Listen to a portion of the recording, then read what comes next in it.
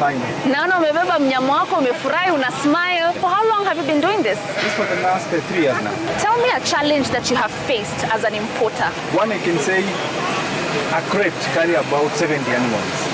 One single crate. So for you to be able to fill the crate, it takes time. Speak to our stakeholders in this industry. What can they do to improve the livestock business and also the welfare of our animal farmers in Kenya like you? I think our government need to sensitize and enable farmers to get these animals because duty is also quite high on the taxes that these animals attract. So if the government can be able to look for a way to do away with the taxes and the heavy duty. You have to import. We will get this animal cheaply and then to do multiplication here. Mimi ni mama mfugaji kutoka Kajiado.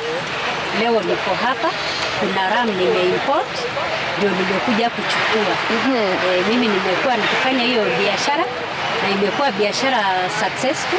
Nimefurahia na nimefanya sasa kwa muda. Tukiwa hapa tukiangalia watu ambao wana import wanyama sana sana tunaona ni wanaume. Wewe kama mwanamke umefanyaje ndio kaweza kujitenga na ukakuwa a pro in an industry ambayo inavutia sana sana wanaume? Nimejaribu kuangalia, sisi tulikuwaga tu wafugaji wa kitambo, tulikuwa tunafuga lakini hatuja improve wanyama.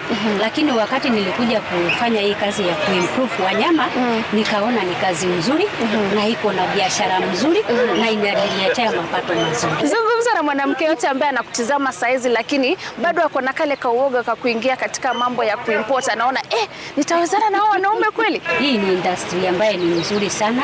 Ni kazi ambayo inainua pia kina mama na hakuna kazi ambayo sisi hatutaweza, wanaume tu ndio wanaweza peke yao, bali hata sisi akina mama tunaweza fanya vizuri kwa hii kazi. Ni changamoto gani ambayo kama mkulima kwa hii biashara umekuwa ukipitia? There was a time I imported a ram.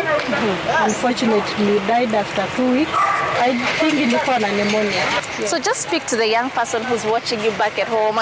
Anakuona hapo unakaa vizuri, you are glowing, you're a farmer. What can you tell them has been some of the joys you have experienced as being a farmer? Doing farming is a good job. Something you can do with passion, you can do for business purposes, and it's something that will pay. Utalipa? Utalipa. Good. Yes. Thank you so much, Florence, for speaking to us. Na kazi nzuri. Naweza kuja kwa shamba yako siku moja? Yes. Nikuje? Thank you so. Nitakuja Kian Farm nijione kwa macho what you're doing. Sawa? Yes. Thank you so much. And we are here with Mr. William, not a very new face right here at Kenya's Gold, but this time we are not in the farm. We are at the airport where you get your animals from. Hi, Mr. William. Today William is at JKIA. Yeah, all the way from Acacia Valley Livestock Breeders Farm. Look at you. Yeah. You know, I don't know why I assumed it's just a quick process. Unakuja airport, No. Importing animals, this one you have done it for at least almost 10 years. And importing animals involves a lot of work. Controls, ensuring standards, and ensuring the comfort or the welfare of animal is upheld. So most of the times when we're listening to the countries where our animals come from, a lot of times you hear South Africa. Yes, Why for South sure. Africa Our animals mainly we have focused on South Africa because here most farmers are doing dopas, most farmers are doing Karahaliled, they are doing boas, they are doing savannah, and they are doing meat masters. All these animals, their cladoland is South Africa. They have been bred as pedigrees in South Africa. And why we are bringing them, it is for purposes of breed improvement in this country, especially the pastoral communities. That's why you find in Acacia Valley Farm, we normally breed all these lines of animals, including cattle, so that those who cannot afford the freight cost are able to acquire these animals at affordable price. Right. Yeah. Are there other African countries where there is potential of importing? Yeah, we are discussing with Namibia and Botswana. Right. Soon we'll be having some animals also coming from that country for variety. For that farmer who's listening right now and wants to know the importance of making sure they are working with pure breeds, why is that very necessary? This is very important because the kind of animals which we call the kienyeji, one of the biggest gap was late maturity. They were also not adding weight. The fodder conversion is a concern. The issue of prolificity, that's ability to give birth to many animals. And now we have been able also to control an aspect of inbreeding.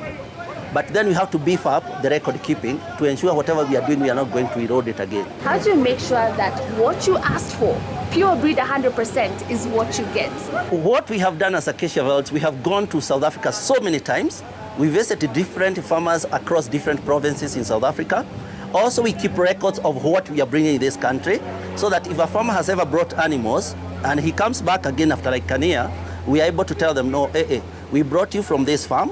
These were the genetics, the bloodline. Now we are bringing you from another bloodline. Right. And then we also have a very good will with the breeders there.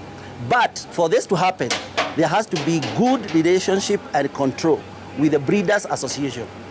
Each animal has an association. We have Boa Association, we have Dope Association, Meat Master Association.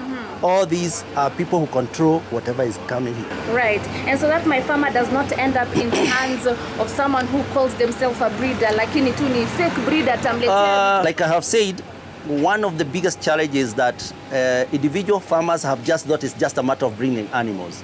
You find when you are importing, others have already approached, used various platforms of social media to talk to breeders and maybe breeders in court. And then you find someone is telling you, hey, Mr. William, I have some animals I have bought.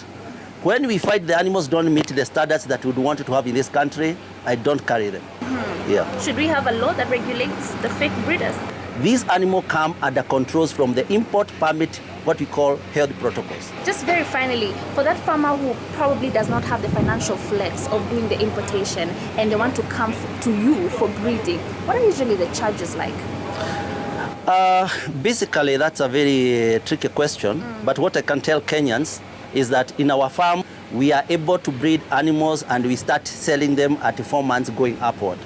Actually, they don't allow them to mature, but using our vet, we also give them some kind of assistance, extended assistance on how to keep and rear these animals. Right. Yeah, but they are not expensive when you come to our farm. Good. Thank you. Ni bei ambayo mkulima ataweza kufika. Kabisa. Thank you so much, Mr. William. Pleasure. And keep up the good job that you're doing. Thank you, Asante Gina. sana. Thank you.